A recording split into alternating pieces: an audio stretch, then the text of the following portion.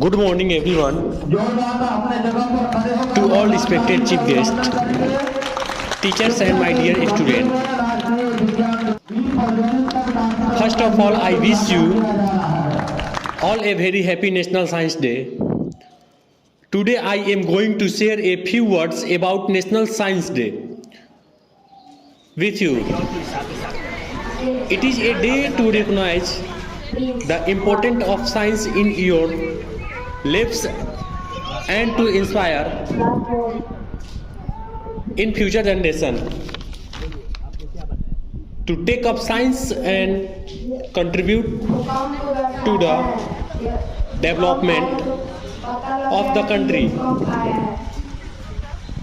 Let us all come together and celebrate science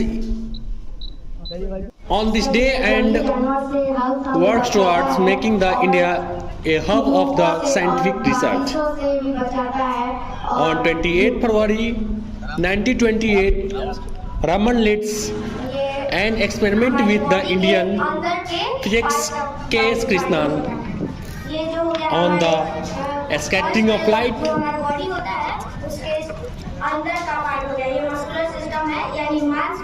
When he discovered what now is called the Raman effect. Raman effect explains the effect of the scattering of light when passing through the different materials. After the Raman Research Institute in Bangalore, Raman passed away on 21 November 1917. He was the first Indian to make these types of discovery in the field of science. He was awarded with many prizes for his works. Dr. C.V. Raman was awarded Nobel Prizes in 1913.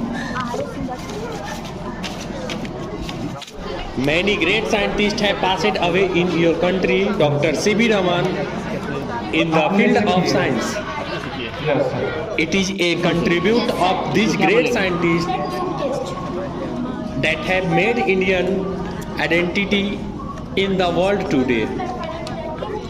Science is the greatest innovations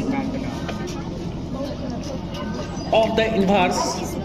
The theme of the National Science Day 23 is Global Science for Global Well-being. Is all about the globally working together in the field of science to take one step further to the human beings in the universe. So, my dear student and my chief guest, on this day we have to resolve that we will always make good use of the science and everybody will contribute to the process of your country and global well-being. Thank you. क्या नाम है? एकता। एकता का class क्या है? 6। बोलो क्या बनाई? This is my project working model of heart. दिखाओ। ये हार्ट हो गया। ये पंपिंग कैसे उसका ब्लड सर्कुलेशन होता है ये दिखाना चाहती हो? दिखाओ। चलिए हार्ट पर दबाव पड़ा तो ये हाँ पंपिंग। जब हम सांस लेते हैं ऑक्सीजन जो है हमारी बॉडी में कैरियर का वर्क करता है।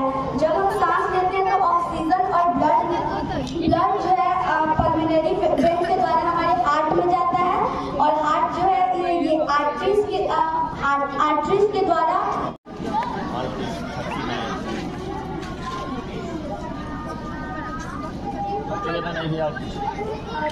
अकेले बोलो क्या बोलो क्लास बताओ।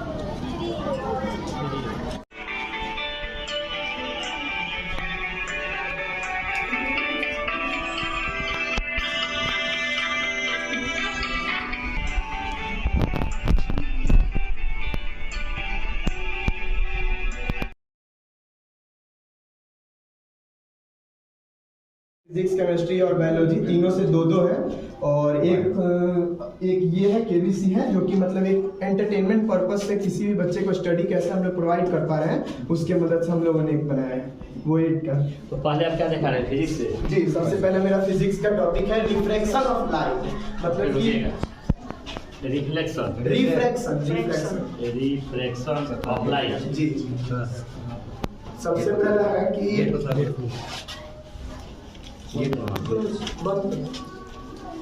सही, ये रिफ्रैक्शन ऑफ लाइट जो है ये शो कर किसी रेयरर मीडियम से डेंसर मीडियम की तरफ जा रहा है, यानी कि ये जो एयर है यहाँ पे मीडियम है, और ये जो रे हुआ ये क्या बोलते हैं, रेयरर मीडियम से डेंसर मीडियम की तरफ जा रहा है। तो इसके बीच में एक नॉर्मल होता है, ठीक है। ये हमारा नॉर्मल हो गया, ये इंसिडेंट रे हो गया, ये वाला ये हो गया रिफ्लेक्टेड रे यहाँ का, और यहाँ पे एक नॉर्मल बनेगा, ठीक। और इसके मुकाबले ये वाला जो होगा यहाँ पे इंसिडेंट रे का काम करेगा, यहाँ पे ये वाला। तो जो नॉर्मल यहाँ पे हम लोग मान रहे हैं वो रेयर, कोई भी रे जो होता है रेयरर से अगर डेंसर में जाता है तो वो नॉर्मल से दूर की तरफ भागता है, यानी कि अपना जो एक्चुअल उसका मतलब जहाँ जाना चाहिए वहाँ से हल्का सा वो जुड़ जाता है, यानी कि मुड़ जाता है वहाँ से। तो देखिए यहाँ का इसका एक्चुअल पथ ये जाएगा तो ये यहाँ से जाएगा, इधर से निकलेगा, लेकिन ये जो है वो नॉर्मल की तरफ बेंड हो गया है, ठीक। अब दूसरा यहाँ पे हम लोग ये देख रहे हैं, देखिएगा, हाँ ये देखिए यहाँ पे डेंसर से हाँ देखो ना, ठीक है, यहाँ डेंसर से रेयरर की तरफ जाएगा तो वो यहाँ पे जो नॉर्मल रे हम लोग खींचेंगे वो इससे दूर भागेगा, यानी कि जब रेयरर से डेंसर तो केमिकल रिएक्शन हुआ है। केमिकल रिएक्शन क्या होता है? एक ऐसा रिएक्शन जिसमें new substances with new characteristics are formed, that are called chemical reaction. तो जिस सब्सटेंसेस से हम लोग केमिकल रिएक्शन करेंगे उसको रिएक्टेंस बोलते हैं, और आफ्टर जो रिजल्ट उसका निकलता है उसको हम प्रोडक्ट बोलते हैं। तो एक रिएक्शन शो करने वाला जिसमें एक एसिड लेंगे, तो एक एसिड का प्रॉपर्टीज है जिसमें हम एसिड के साथ कोई भी मेटल को रिएक्ट किया जाता है तो उसमें हाइड्रोजन गैस इन्वॉल्व होता है, और वो आफ्टर देन इन्वॉल्विंग के बाद साल्ट का फॉर्म करता है। तो रिएक्शन को कहता है, तो सबसे पहले हम लेना चाहते हैं चाइना डिक्स इसी में हम शो को दिखाने वाले हैं। और एक एसिड हाइड्रोक्लोरिक एसिड लेते हैं जो कि बहुत डेंजरस केमिकल है, अगर उसका एक बूंद हम लोगों के शरीर पर गिरे तो शरीर को धीरे धीरे करके जलाने की अपने पास क्षमता रखते हैं। हाइड्रोक्लोरिक एसिड HCl है।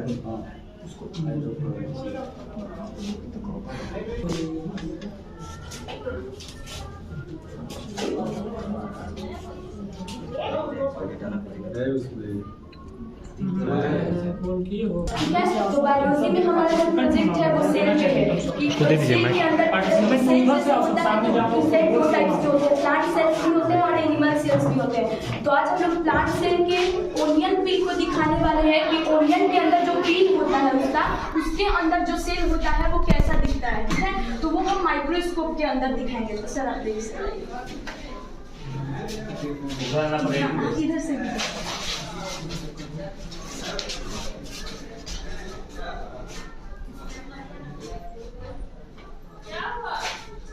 ये जो दिखाई पड़ रहा है सबसे शांति परत, हाँ उसके बारे में बताओ। हाँ ये जो ओनियन पील होता है तो इसका शेप होता है रेक्टेंगुलर शेप होता है, ठीक है। अब सेल के अंदर क्या होता है, सेल का सबसे 3 मेन पार्ट होता है, एक मेम्ब्रेन, एक न्यूक्लियस और एक साइटोप्लाज्म। ये तीनों मिलकर सेल का ये सबसे मेन पार्ट होता है। अब सेल जो होता है हमारी बॉडी का सबसे स्ट्रक्चरल और फंक्शनल यूनिट होता है, जिससे हमारे बॉडी का पूरा पार्ट्स मिलकर बना हुआ है। और इसमें जो न्यूक्लियस होता है वो सबसे मेन काम करता है। जैसे अब ह्यूमन बॉडी में हो गया तो ह्यूमन बॉडी में न्यूक्लियस के अंदर DNA पाया जाता है, जो कि ये पता है एक स्वस्थ मनुष्य के अंदर सेल की संख्या कितनी होती है वयस्क के पास, पता है आपको?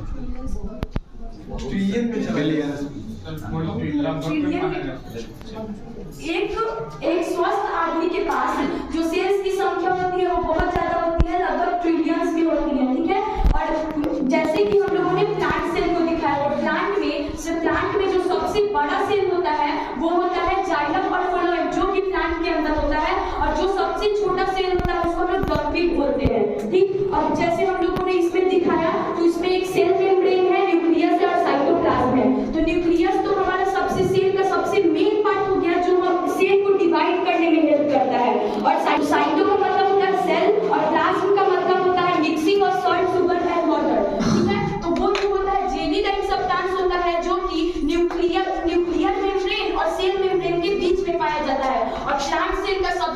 सबसे आउटर मोस्ट कवरिंग लेयर हो गया, सेल मेम्ब्रेन हो गया, जो कि इसको बाहर से हेल्प करता है कि साइटोप्लाज्म इसके बाहर ना जा सके और अंदर ना जा सके।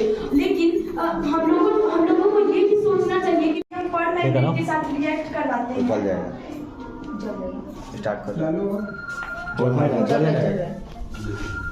ये इतना ज्यादा रिएक्टिव होता है, पूरा फेस को अगर उसमें लग जाए तो उसको जला सकता है। स्टील का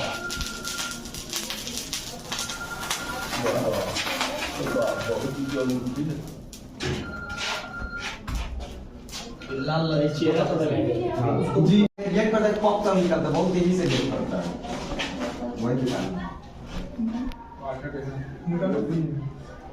और इसको अपने एटमॉस्फेयर में रखेंगे तो वो भी इसके इन्वायरमेंट में मॉइस्चर होता है, क्योंकि इसको ह्यूमिडिटी बोलते हैं, पानी होता है जी। हाँ ये कलरलेस अंदर जो लिक्विड दिख रहा है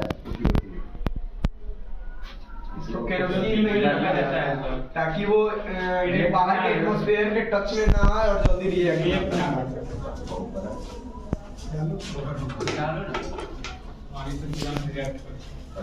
हट जाइए सर।